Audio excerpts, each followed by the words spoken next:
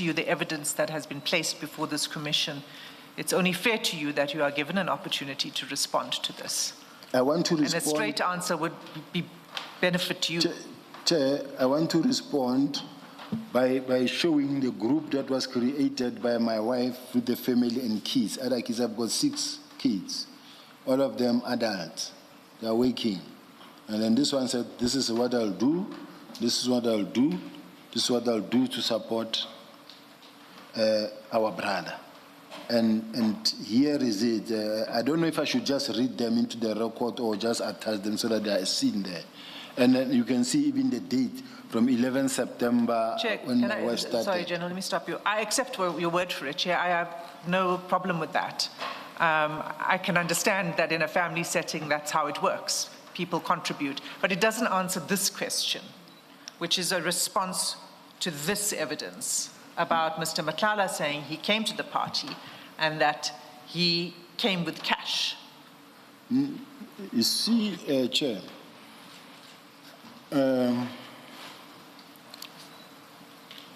in all fairness, it is important that when the evidence leader tried to demonstrate that Mr. Matlala came and he contributed to my son's engagement, then I demonstrate that no. Everything that happened there, we carried as a family. Starting from my wife went with a credit card to Spar to buy the grocery for a small number of people that were there. And then others bought cakes, and then we bought this. We didn't need 300,000. We didn't need money from Mr. Matlala. And I quite honestly speaking, I didn't need it. We didn't need it. We didn't ask for it. And then if it was in a sense that is going to bring that amount of money at that point in time, at that late hour, he would have done it maybe in the early, during the day so that I can use it to spend. But because it was not even, I didn't even invite people. Not even, there was no friend of mine, not even one. So I'm demonstrating here that we paid and we carried the cost, and everything that was there, you can see even yourself that no. Here the family were working together in dealing with this whole thing. So please, this thing of the 300,000, I'm throwing it away. I'm rejecting it right away from the onset. What is the status of this witness's statement? What is its status?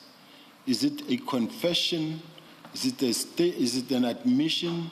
Or is it just an interrogation? Because I'm being asked on something that could have been obtained unlawfully as well, or like as determined by Mr. Matlala as being AI generated, and say, I deny this and I deny this and I never said this, or the circumstances under which this statement was undertaken, where they went and booked him and then spent 5 hours with him interrogating him. Now, whatever they said about me, because they want me, now I'm responding to the statement that were made by the sergeants, when in fact they are talking about a confession that was obtained by Mr. Matlala that was supposed to have been, they are junior officials, they are sergeants. They were supposed to, when a person begin to make an unequivocal statement that if it were to be made in court would amount to a plea of guilty or a confession or an admission, then which means then there are certain procedures that needs to be followed. And in this regard, we're talking about a statement where people just called, went to book a person out, sat with a person out for six hours and saying it was an informal decision. It was an informal discussion. And then as a result, I just want to be assisted. Where do we position this thing? Was it an admission made by Mr. Matlala? Admitted? Is it admitted? Was it a confession? Or, because I'm now, why I'm worried is the fact that I know the status of PKTT in terms of so badly wanting to get hold of me, considering the fact that they have been to Mr. Matlala many times, even in jail, and saying to him, give us Sibiya, we'll take you out, we'll leave you out. We are prepared to even leave that case of Ms. Tobejani as long as you give us Sibiya. Work with us. Now, I'm in this situation now where now I'm being questioned on the statement that were obtained by PKTT junior members. Say this is what Matlala told us. Whether I was being assaulted or was under duress, I don't know. But I'm just worried about the fact that I'm responding to a statement that I don't know what its real status is in front of the commissioners. Are you receiving any pressure from the I've deputy? never received any pressure from anybody. From anyone, not even from any politician? No. And what was your interest in Mr. Musa Khawula again? Why were you following this closely? I never was any interested in Musa Khawula. I'm interested in the arrest of the suspects that are wanted and those that are the warrant of arrest throughout the country.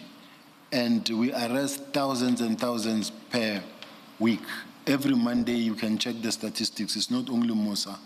Are you interested in all of them? Yes. So you pay attention to all of those thousands of arrests? To all of them. That's why we report on Monday. General, what you're being asked, and I think what you're being asked is, in all the thousand and thousand weekend cases, do you call, I don't know whether Ramangwa is the investigating officer, but do you call for each one of those hundreds and hundreds? Do you call whoever is dealing with that warrant for all of them and ask about it? No. You don't. So the question is, why this one in particular is what Ms. Hassim is asking. Why would you have asked about this one in particular? Like I indicated earlier that sometimes if you do get information from informers that tells you that we know so-and-so and so-and-so is wanted and then he will be at such and such a place, there will be a gig at such and such a place, then obviously is to inform the police that there will be a gig. They say this particular suspect against whom we do have a warrant of arrest will be there. Put a team together, Brigadier Ramangwa, and see if this person can be arrested.